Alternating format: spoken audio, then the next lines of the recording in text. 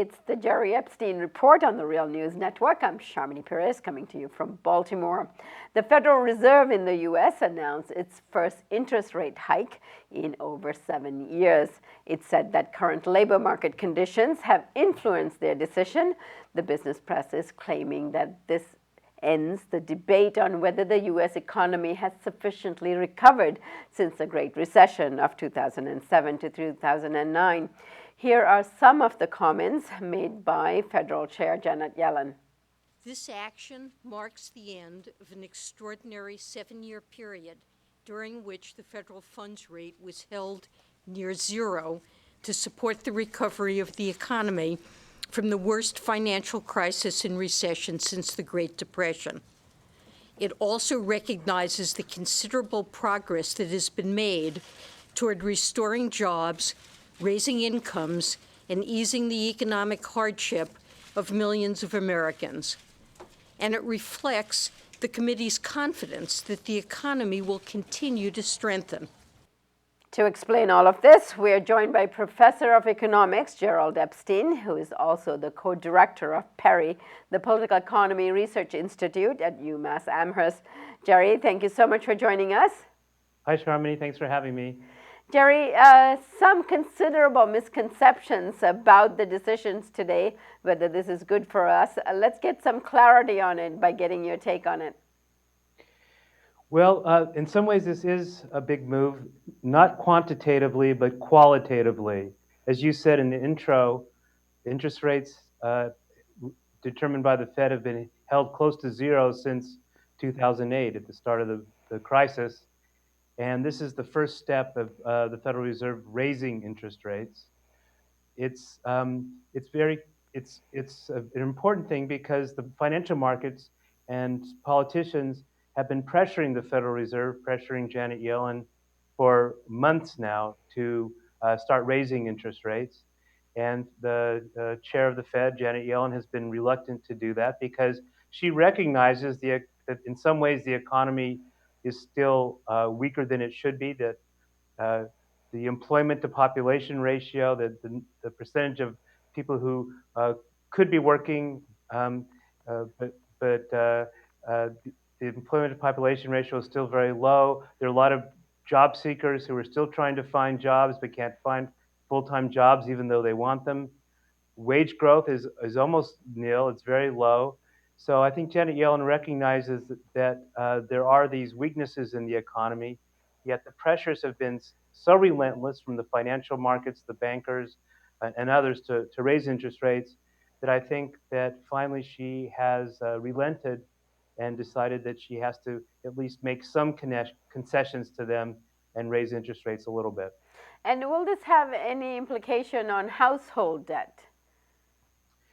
Well, what she said in her press conference today after the decision and in the statement is that they're raising the short-term interest rate by 0.25% or to 0.5%, which is really not very much in the scheme of things. And she also said that she wants the rate of increase over time to be relatively slow.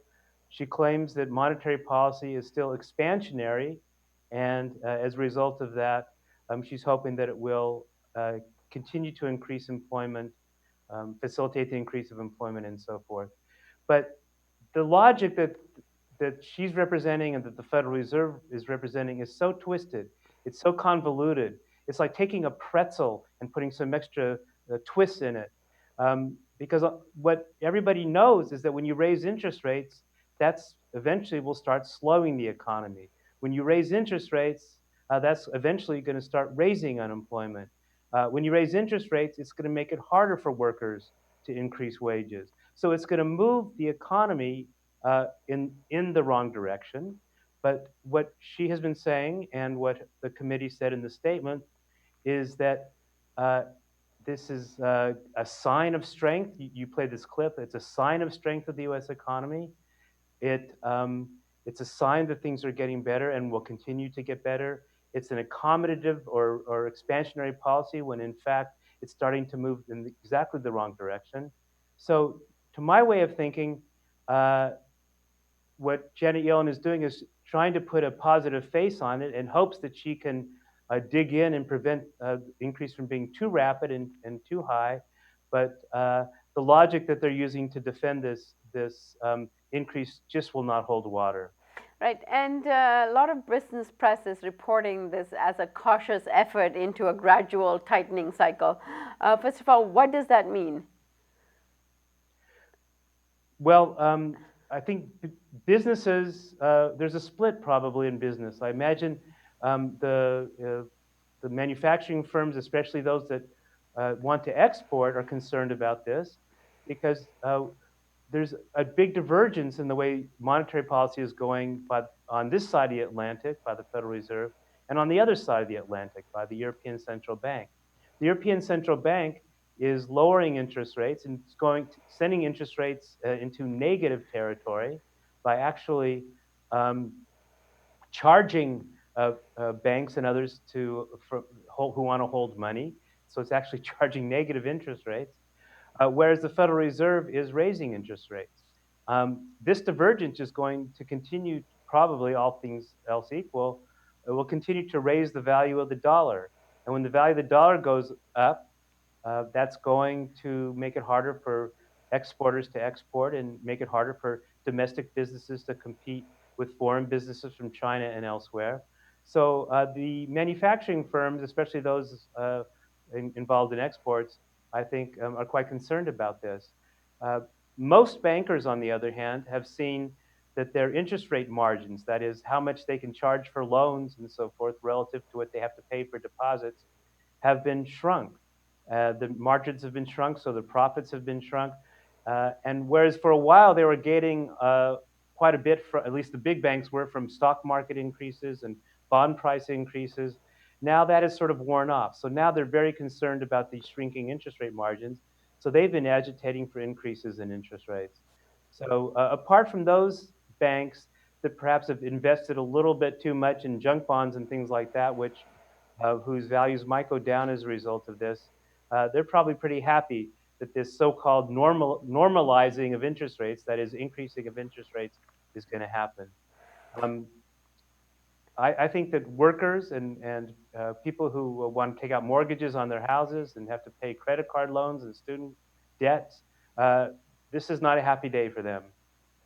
And how will that transpire? Well, when the Federal Reserve raises interest rates, again, this is a small increase, but if it continues to do this, then that ratchets up all other interest rates. So interest rates on mortgages, interest rates on car loans, interest rates on student loans, and so forth, over time will will go up as Federal Reserve interest rates go up. And moreover, as the economy slows, that's going to make it harder for workers to get jobs, to bargain for higher wages, and so forth. That's not going to happen immediately because this interest rate increase that they announced is quite small. But if they continue moving in this direction, as many members of the Federal Reserve want them to, I don't think Janet Yellen wants to do this, but she's under a lot of pressure. If they continue to move in that direction, I think it will slow the economy and will hurt the vast majority of Americans. Jerry, I want to thank you so much for joining us and explaining this decision to us, and hope to have you back very soon. Thanks a lot. And thank you for joining us on the Real News Network.